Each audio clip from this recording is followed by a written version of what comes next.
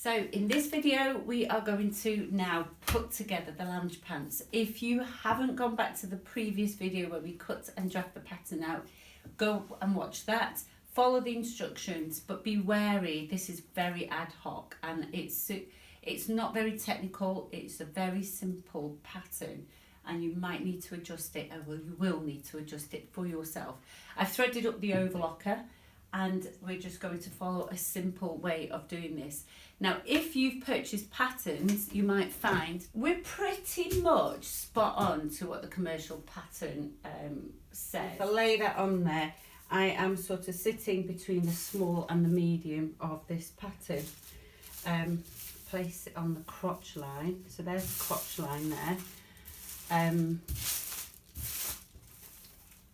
if I go half an inch below, there we go. So I'm sitting on the small size there. And if you follow pattern around, I've probably not gone as deep as they have, but on the front I have. I think I'll go a little bit more curvy around there, and I'm happy with that as it is. So it was at the halfway line, so to the crotch line and to the halfway line. I think we'll just curve it round a little bit more.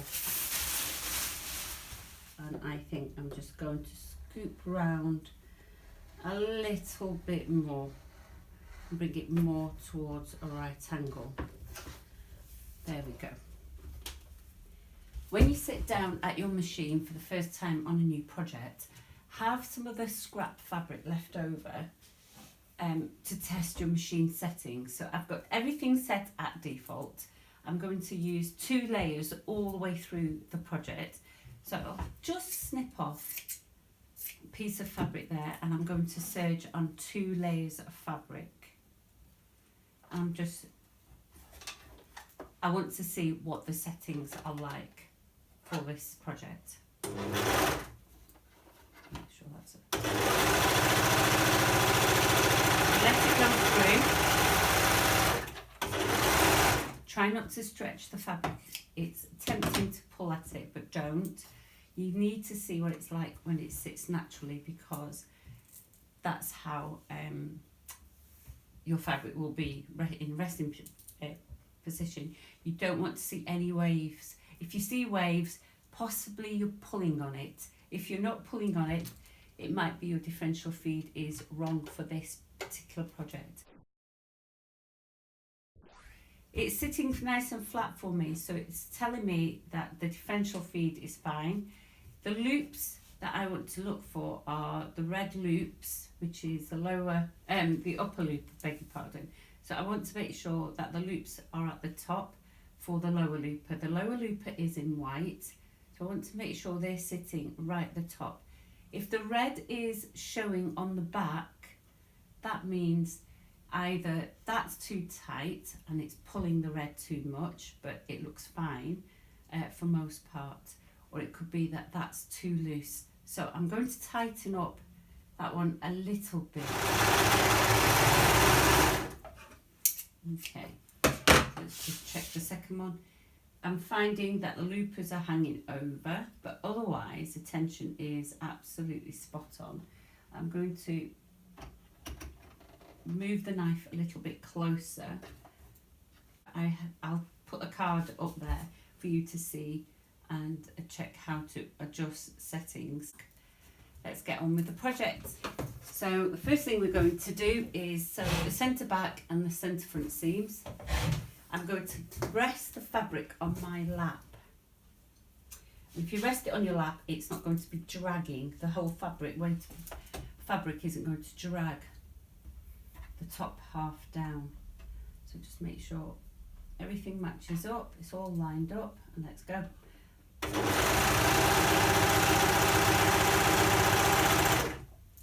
Don't force it through.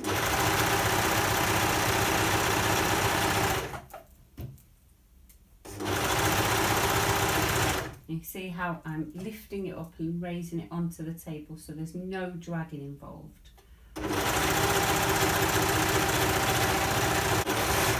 And before I remove the pins, I'm going to check the back and just make sure you caught all of the fabric and I have. So I can remove those pins quite happily.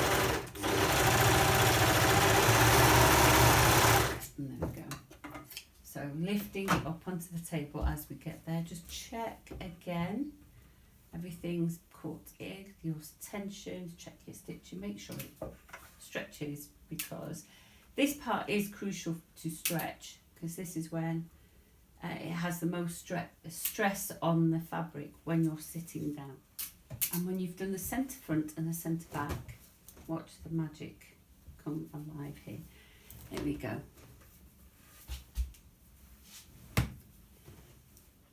And that's it.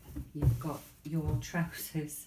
It's easy as that. So these are going to be quite baggy, flared at the bottom for me, but that's the look I'm going for.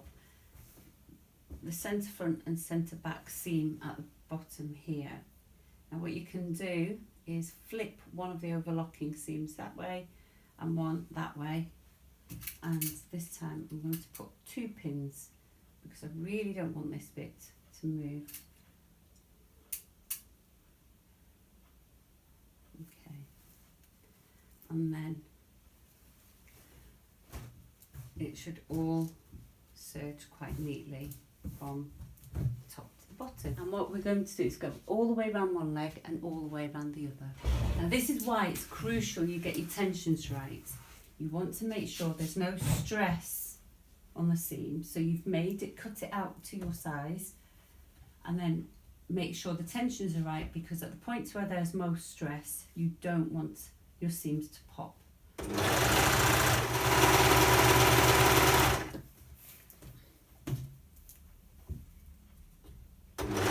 Right, so we get to the stress point. You want to make sure you get this perfect. So to make it more secure, you could actually reduce your stitch length. So I'm on 3 at the moment. We could actually reduce it down to 2. Do that. So reduce it down.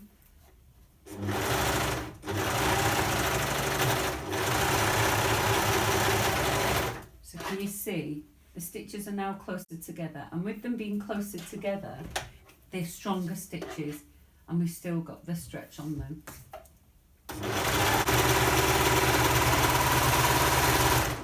Chain off. Now if you're worried when you make these about the waist rather than your hips, then measure your waist as well and make sure you allow for that. Make it to my size, and then I will reassess the length. So now we're going to do the casing for the top. The top is pretty straight. If you want to give it all a press, do so, but I'm going to turn over 2 inches this time. So let's mark 2 inches. So I've got my seam gauge, bring it to 2 inches there. There.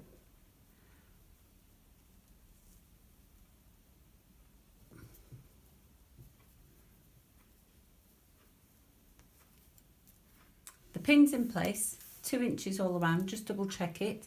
I'm going to lift that up and then place it into the overlocker. When I fold it over there, I've got a little bit of the raw edge hanging out. I'm going to serge along there with one of the needles, possibly both, going through there, and that will give me my blind hem.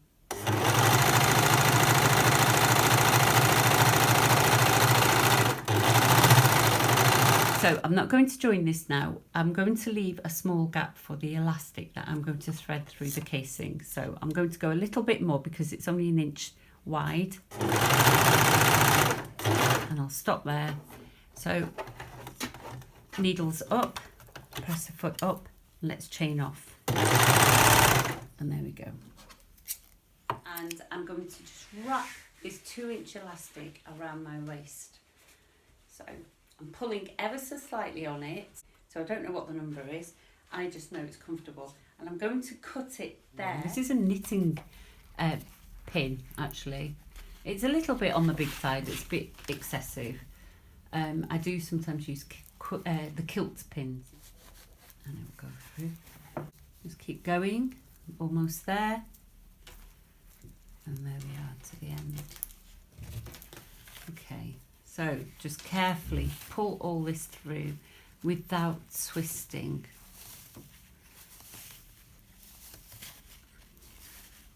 And there we go. So that's it done there.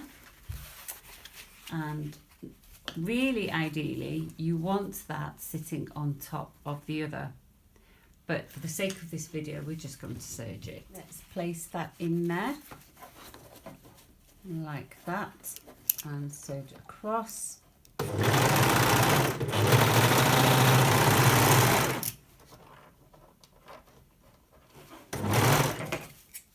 Just keep giving it a stretch, it sort of falls into position. Now I'm going back to that opening and I'm going to finish that blind. Try your best not to catch that elastic. I'm starting where I've already overlocked. I will need to bring the needles out so I can get a good position. Put the needles down, press the foot down and then serge.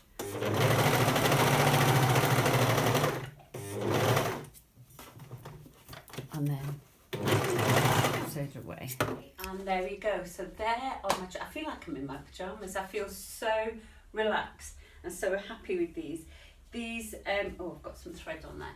These feel really comfortable. The 5 inches that I did at the top was too much. It's a 2-inch elastic, width elastic. So really I should have only done 4 inches at the top there. So if I roll them over, it takes away an inch, about an inch, and that makes it sit nice and comfortable for me.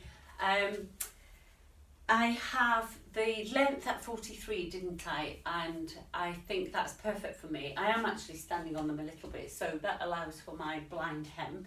So that will be fine. I'll lose an inch from that.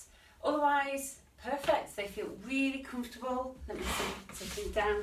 No stretch, no stress, no pull on any of the seams, at all. It feels really comfortable. Please give this a go. Give the method that I've used a go. See what you think. Be a bit more, with the centre back, curve it around a little bit more like I've shown you earlier in the video. Give it a shot. Come back to me, comment and tell me what you think. Marking it, but what I'm going to do is turn it over like that to 1 inch and then place a pin again on the fold. Do it again, keep going round on both legs. On there, we're going to fold fabric over, and then I've got a little peep of fabric sticking out there, just about 1/4 inch, maybe not even that much, and then just slide it in there. So you need to fiddle around a little bit until it sits flat, and it's not going to because the threads are in the way. And then just press a foot down, and you do need to keep, so you'll keep feeling for the pins, you keep feeling to make sure it's not twisted, and just be careful with taking your time. So needles out, press foot up, chain off, and then we can cut over there. So I went over the last few stitches just to, you don't need to, but just to make sure that I've met the 2 ends. I'm going to press that and then wear them later this evening. But for now, I'm off to do some work.